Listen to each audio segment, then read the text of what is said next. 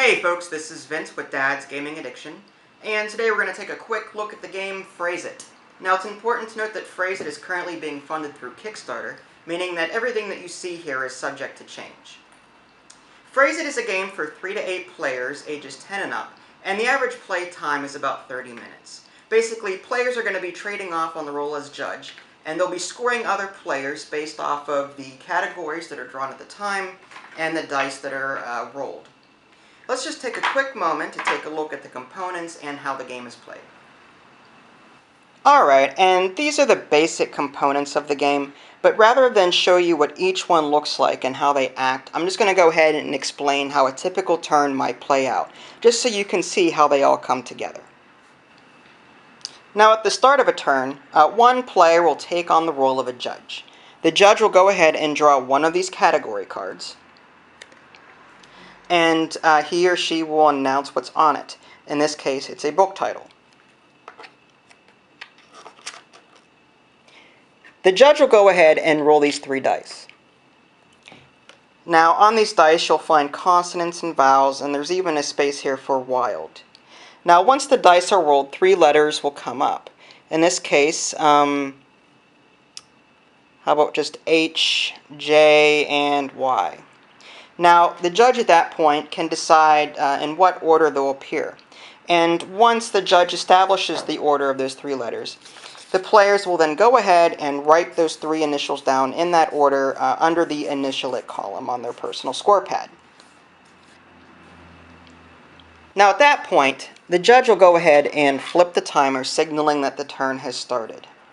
Players have that long to come up with a phrase based off of the letters and based off of the category. And they'll have to write it down under this Write It column. Once they're done, they can just yell out, "I'm done," or something similar. Now it's important to note that the phrase doesn't have to be 3 words long. Just because there are 3 letters here doesn't mean that it has to be just 3 words long.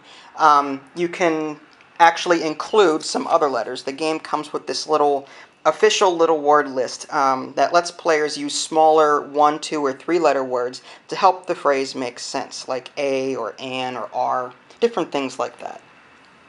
Once all players have yelled out that they're done or signaled that they're done, the judge will go ahead and draw one of these judgment cards. The judgment cards lists 3 different ways that players can score. There's the Think It section, the Write It section, and the Say It section. The Think It section, in this case, awards a player for the most original idea, and that is worth 10 points. The Write It section, in this case, lets a player earn points for their use of foreignish words. That's worth 3 points. The Say It section, in this case, is the person with the best accent. In this case, that's worth 6 points. Now, the number of points per section and the different ways a player can score, like the most original idea, or the most ridiculous idea, or the most heartwarming idea, they change from card to card. So you won't be limited to the same 3 areas each and every turn. Once a judge has picked who has the best phrase based on each category, the players will go ahead and mark down the points that they've earned on their personal score pad. Now, under the Score It section, there's 3 different boxes here. The first box is basically your score from the previous round. The middle box represents what you earned for that round, and the last box is your grand total. You'll simply bring your grand total down to the next box, the first one down here, earn your current points, and then grand total that again as turns are played throughout the game. One final thing to mention, this game came with a Phraze-It Hall of Phrase. I'm guessing this is just to keep track of funny phrases as players make them up during the game. Basically, you've got a column here for phrase, the initials, and the date. I mean, it's not necessary to play the game, but it's pretty cool that they included that. Now, one thing that I haven't touched on yet were the bonus cards. Bonus cards are drawn and used during a turn whenever vowels are rolled on the dice. Basically, they give extra ways for players to score. In this case, this bonus card is worth 7 points, and awards players for using a word with the letter X in it. Now, like I said, these cards are optional.